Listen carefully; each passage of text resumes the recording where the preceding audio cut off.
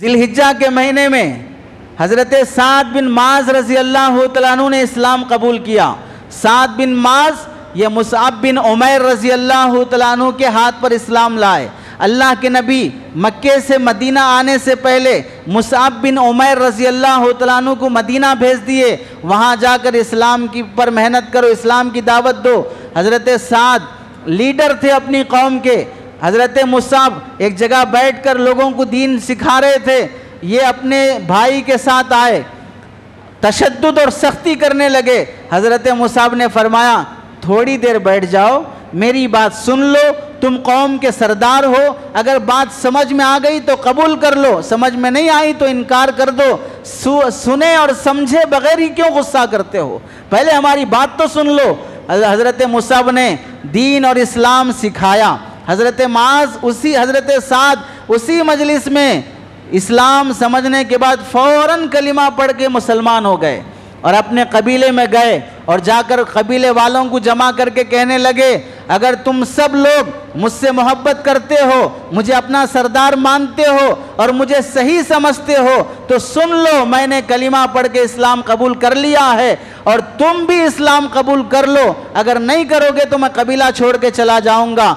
मोहब्बत कबीले वालों की इनसे ऐसी थी, शाम होने से पहले पहले पूरे कबीले के लोग मुसलमान हो गए। जब इनका इंतकाल हुआ, ग़ज़वा खंदक में तीर लगने पर रग कट गई और इंतकाल होने का वक्त आया, तो जब इंतकाल हो गए तो आसमान से 70,000 फरिश्ते इनके जनाजे में शरीक हुए और ये फरमाते हैं मैं कोई बड़ा आदमी नहीं हूँ, लेकिन फिर भी मुझे 3 बातें पसंद हैं जो मेरी ज़िंदगी में मैंने देखी हैं। उनमें से एक बात यह है, मैंने इस्लाम लाने से लेकर अब तक जो भी नमाज पढ़ी है, नमाज में मेरा ध्यान इधर उधर नहीं गया, पूरे तवज्जो और ध्यान के साथ मैंने नमाज पढ़ी है।